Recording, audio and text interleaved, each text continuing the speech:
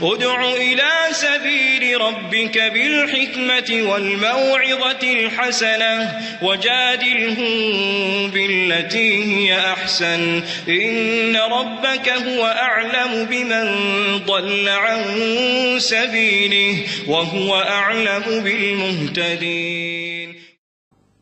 ثم يرجع خالدا ظافرا من مؤته. Халид выходит из битвы с победой, потому что он смог выйти со своими воинами с самыми минимальными потерями. Затем вступил в новую битву вместе с пророком, саллаллаху алейхи вассалям, открывать Мекку. Пророк, саллаллаху алейхи вассалям, доверил ему один из походов на Мекку, чтобы он со своим войском вошел в нее. И Халид исполнил приказ. А мекканцы были не в силах противостоять уверовавшим, потому что когда приходит истина, ложь уходит. И как сказал Аллах великий в своей возвышенности: «Однако мы бросаем истину в ложь, и та разбивается и исчезает. Горе вам за то, что вы приписываете». И как бы ни возвысилась ложь, придет день, когда истина одолеет ее, при условии, что верующие будут всеми силами защищать эту истину, при условии, что мы будем держаться всеми силами за книгу Аллаха, как Аллах заповедовал это Яхье, сказав: «О Яхья, крепко держи Писание». Мы одарили его мудростью, пока он еще был ребенком. Затем Халид, захватив Мекку, вошел в нее. И тогда он вспомнил былые времена, когда увидел идолов, которых возвеличивают и которым поклоняются помимо Аллаха. И куда же делся их разум? Они поклоняются истуканам, которые не приносят ни вреда, ни пользы, которые не дают ни жизни и не в силах воскресить. И он, вспоминая это, сказал: «Как мы могли говорить: о Узза, пресвят ты, напротив, сейчас же я отрекаюсь от тебя и вижу, как Аллах унизил тебя». И он преуспел по причине того, что принял ислам до взятия Мекки. И он восхвалял Аллаха именно за это, именно за то, что он принял ислам до взятия Мекки. Ведь сказал Аллах: «Не сравнятся те из вас, которые расходовали и сражались до взятия Мекки, те высшей степенью, чем те, которые расходовали и сражались после этого, но каждому из них Аллах обещал наилучшее». И после этого ислам пережил тяжелую потерю, подобно которой не было и не будет. Это смерть посланника Аллаха, саллаллаху алейхи вассалям. Великая трагедия. В то время, когда верующие больше всего нуждались в нем, в преддверии формирования исламского государства, молодое исламское государство пришло в растерянность от потери посланника Аллаха, саллаллаху алейхи вассалям. Однако мудрость Аллаха великого в своей возвышенности состояла в том, что дело ислама не должно держаться лишь на личности пророка, саллаллаху алейхи вассалям. Дело ислама не должно держаться лишь на личности пророка, саллаллаху алейхи вассалям. И поэтому Аллах забрал его после того, как он завершил доведение послания, и научил своих сподвижников, как хранить и нести доверенное. И они на самом деле несли его достойно. Они взяли на себя ту ответственность, от которой отказались небеса, земли и горы. И когда весть о смерти посланника Аллаха распространилась, часть арабов отступила от веры. И не осталось ислама, кроме как в Мекке, Медине и Таифе. Отступили арабы от веры, после чего оставшиеся мусульмане оказались в затруднительном положении. Они тяжело перенесли смерть посланника Аллаха, а затем и вероотступничество арабов, и теперь против молодого государства объединились вероотступники. И дал им отпор в то время Абу Бакр, радиаллаху анху варда. И в каждую эпоху бывают свои мужчины. И из достоинства этой общины то, что Аллах посылает для нее тех, кто обновляет ее дело, обновляет дело религии. И Абу Бакр провел совещание со сподвижниками по поводу сложившейся ситуации. И кто-то из них посчитал необходимым выждать эту трудную ситуацию в Медине и дождаться того войска, которое посланник Аллаха, саллаллаху алейхи вассалям, отправил в поход во главе с молодым полководцем, которому было всего 17 лет. Субханаллах, полководцы – молодежь, писцы откровения – молодежь, писцы и хранители сунны – молодежь. Субханаллах, те, с кем советовались, тоже немало из молодежи. А где наша молодежь сегодня, когда они должны принять участие в важных делах ислама? Где наша молодежь сегодня, когда они должны принять участие в важных делах ислама? Сегодня наша община крайне нуждается в молодежи. В какой молодежи? В молодежи, которая воспитывалась на богобоязненности перед Аллахом и на его довольстве. Субханаллах. И в этой тяжелой ситуации Абу Бакр имел свою точку зрения. И она состояла в том, что необходимо защитить эту молодую религию любой ценой. Необходимо отстоять эту религию, как бы дорого не пришлось за это заплатить. Потому что путь Аллаха не поддается изменению и незаменим. И Аллах никого не принижает при оказании помощи религии. А напротив, Аллах говорит в своей книге: «Если вы поможете Аллаху, то и Аллах поможет вам и укрепит ваши стопы». И когда Абу Бакру указали на мнение о необходимости переждать, пока все утихнет, он ответил: Клянусь Аллахом, нет, этого не будет. Я буду сражаться с теми, кто будет различать между намазом и закатом. Я буду сражаться, если они откажут даже в ремешке верблюда, который они выплачивали посланнику Аллаха. И я не допущу, чтобы религию разбирали, пока я жив.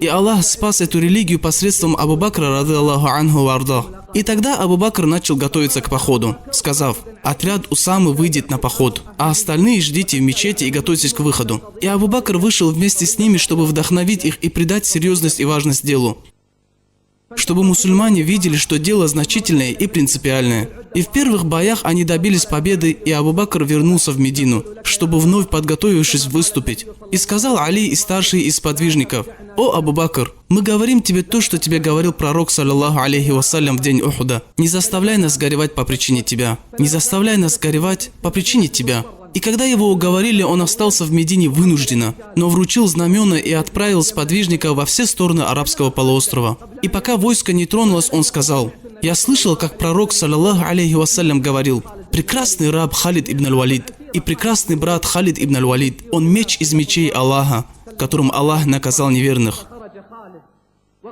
Когда Халид услышал это, то эти слова, словно лекарства, пролились в его уши. Меч из мечей Аллаха, которым он наказал своих врагов. И в это время все силы вероотступников собрались, и их дело стало приобретать размах. И отступил от ислама тот, кто отступил. И самое большое объединение вероотступников было на земле под названием Ямама, земля народа Мусайлимы. Это был лжец, который объявил себя пророком, да накажет его Аллах по заслугам. Он сумел собрать более 40 тысяч человек. Ему сопротивлялось одно из войск мусульман, но они не устояли перед ними. И тогда Абу Бакр сказал: «С этим не справится никто, кроме храброго Халида. С этим не справится никто, кроме храброго Халида, рады Аллаху анху варда». Когда же узнают мужчин? Узнают тогда, когда наступает тяжелое и опасное время. И Аллах, велик Он и возвышен, говорит: если же дело решено, то для них будет лучше быть верными Аллаху. И тогда Абу Бакр направил Халида на сражение. И Халид собрал все армии и объединил их ряды, и поднял боевой дух, призвал к самопожертвованию и расходованию, и полной отдаче делу, ради того, чтобы слово Аллаха было превыше всего. Сподвижники не выходили, кроме как ради этой цели. И сказал Аллах, а также бедным мухаджирам, которые были изгнаны из своих жилищ и лишены своего имущества. Они стремятся к милости Аллаха и Его довольству и помогают Аллаху и Его посланнику. Они являются правдивыми. А те, которые жили в Медине и обрели веру до них, любят переселившихся к ним и не ощущают никакой нужды к тому, что даровано им. Они отдают им предпочтение перед собой, даже если сами они нуждаются, а уберегшиеся от собственной алчности являются преуспевшими. И разве это относится только к ним? Нет, это относится ко всем, кто последует по их пути. Как сказал Аллах, а те, которые пришли после них, говорят: «Господь наш, прости нас и наших братьев, которые уверовали раньше нас. Не насаждай в наших сердцах ненависти и зависти к тем, кто уверовал. Господь наш, воистину Ты сострадательный, милосердный». И после этого началась жестокая битва, подобно которой не было до этого. И когда арабы встречаются в бою с арабами, то то, что там будет происходить, сложно представить. В том бою отрубали части тела и головы, внутренности вываливались наружу, кровь текла реками. И тогда Халид увидел признаки поражения мусульман, после чего начал искать причину и нашел. Причина была в том, что у мусульман начал слабеть дух ответственности. Ослабел дух ответственности. Сегодня же этого духа вообще нет в жизни мусульман. Кто-либо отозвался на стоны мусульман, доносящиеся с разных концов света, сказав: «Я решу это». Кто действовал согласно словам пророка, саллаллаху алейхи вассалям: «Каждый из вас пастырь, и каждый ответственен за свою паству». Кто-либо взял на себя ответственность исправить происходящие вокруг проблемы. Для этого и нужны мужчины, которые будут верны своему договору с Аллахом. И тогда Халид разделил армию, отделил мухаджиров от ансаров и поставил сыновей под знамена своих отцов. И сказал: «Сегодня мы узнаем пораженцев». Сегодня мы узнаем пораженцев. И тогда боевой дух у воинов стал подниматься. И тогда они начали сражаться, убивать и отрубать головы. Начались разноситься такбиры и слова свидетельства, и читаться аяты: «О те, которые уверовали, когда вы встретитесь с неверующими на поле битвы, то не поворачивайтесь к нему спиной. О те, которые уверовали, будьте терпеливы, запасайтесь терпением, несите службу на заставах и бойтесь Аллаха, быть может, вы преуспеете. Когда вы встречаетесь с неверующими на поле боя, то рубите им головы. Когда же вы ослабите их, то крепите оковы. а потом или помилуйте, или же берите выкуп до тех пор, пока война не сложит свое бремя. Вот так. Если бы Аллах пожелал, то отомстил бы им сам, но Он пожелал испытать одних из вас посредством других. Он никогда не сделает тщетными деяния тех, кто был убит на пути Аллаха. Он поведет их прямым путем, исправит их положение и ведет их в рай, с которым Он их ознакомил. О те, которые уверовали! Если вы поможете Аллаху, то и Он поможет вам и утвердит ваши стопы. Читались эти аяты, слова свидетельства, возвеличивания, и поднялся боевой дух сподвижников. И тогда они ощутили благоухание рая. И они сражались достойно, нанося поражение и раны противнику. И все это ради того, чтобы слово Аллаха было превыше всего. И это продолжалось, пока Мусайлима со своей армией не укрылись в саду смерти. И видя эту картину, молодые сподвижники еще больше вдохновились. Молодые сподвижники еще больше вдохновились и стали жертвовать своими душами ради победы этой религии. Поистине они соперничали, чтобы встретиться с Аллахом. И если ты в силах, чтобы тебя никто не опередил в этом, то сделай это. Сделай это сегодня, если ты в силах сделать это. И одному из сподвижников сказали на поле боя: «Будь осторожен, я опасаюсь, что враг проникнет с твоей стороны». И тогда он ответил: «Какой же я носитель Корана, если враг способен проникнуть с моей стороны? Какой же я носитель Корана, я или кто-либо другой, если дам пройти с моей стороны?» И один из них выкопал яму в земле для ног и сказал: «Клянусь Аллахом, я не скажу ни слова, пока не встречусь с Аллахом, и мой довод перед ним будет на мне». И когда Мусайлима и его войско спряталось в саду смерти, они посчитали, что они в безопасности от храбрых сподвижников. И Халид ибн аль-Валид воскликнул: «Где же ты, о юнец из ансаров?» Аль-Бара ибн Азиб, рады Аллаху анху ва ардах, был худощавым. Аль-Бара ибн Азиб, рады Аллаху анху ва ардах, был худощавым, но был силен иманом в сердце. И он был первым, кто бросил себя на явную смерть ради религии Аллаха. И он сказал: «Поднимите меня на копья, поднимите меня на копья на моем щите, а затем бросьте в сад, чтобы я открыл ворота». И тогда его подняли на копьях и бросили через забор сада. Либо победа, либо шахада. Либо победа, либо шахада. И он один, будучи худощавым, сражался у ворот, чтобы открыть двери, до тех пор, пока не открыл. И на его теле насчитали более чем 80 ран мечами, копьями и ножами. И тогда сподвижники вошли добивать остатки вероотступников, пока не нанесли им поражение. И тогда народы убедились, что за этой религией стоят мужчины, верные своему договору с Аллахом. И только тогда эта чума вероотступничества закончилась, которая чуть ли не покончила с исламским государством. И тут завершилась битва. Но для Халида она еще не завершилась. И Халиду предстояло сражение в другой битве. Абу Бакр посчитал необходимым показать римлянам и персам о существовании мужчин среди мусульман, так как они посягали на мусульманские поселения и послов. И тогда он отправил армию в Ирак и Шам, назначив Абу Убейду и других больших сподвижников полководцами над большой армией. И Халид достиг Ирака. Когда он дошел, он начал писать послания к правителям и предводителям Ирака. И из того, что он написал, было: «Кто совершает намаз, направляясь в сторону запретной мечети, и ест из наших жертвоприношений, то ему будет то же, что и нам. А иначе же, и обрати внимание на следующие слова: а иначе я приду с людьми, которые любят смерть больше, чем вы любите жизнь, и они желают ахира больше, чем вы желаете дунья. И это разница, которая между нами и ими. И был правдив посланник милости и прямого пути, когда сказал: против вас соберутся народы, подобно тому, как едоки собираются вокруг еды». И сподвижники спросили: «О посланник Аллаха, это из-за того, что нас будет мало?» И он ответил: «Нет, напротив, вас будет очень много, но вы будете подобно соринке в потоке. И Аллах уберет из сердец ваших врагов страх перед вами и вселит в вас вахн». И сподвижники спросили: «Что же такое вахн, о посланник Аллаха?» И он ответил: «Любовь к мирскому и страх перед смертью». Это и есть та болезнь, от которой страдает эта умма в наши дни. В то время как, когда Абу Бакр отправлял гонцов и армии, говорил им слова, которые мы по сей день не поняли и над которыми не размышляем. Он говорил: «Стремитесь умереть, и вы приобретете жизнь. Стремитесь умереть, и вы приобретете жизнь». Субханаллах. Субханаллах, они стремились к смерти и взамен получили правление над Западом и Востоком.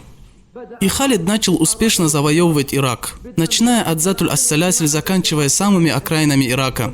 И к тому времени римляне начали мобилизовать свои отряды. И эта новость дошла до Абу Бакра. И тогда он сказал: «Нет для этого дела никого, кроме Халида. Нет для этого дела никого, кроме Халида. Клянусь Аллахом, я заставлю их забыть о наущениях относительно нас посредством Халида ибн аль-Валида, радзиаллаху анху».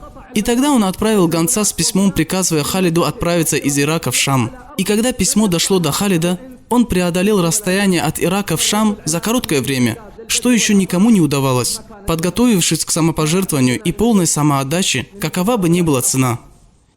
И Халид успешно дошел до Шама, объединил ряды и привел войско в порядок, почитал им слова Всевышнего и сделал дуа, напомнил им о награде того света, напомнил им о достоинстве шахидов, о том, что Аллах уготовил для них в раю из благ.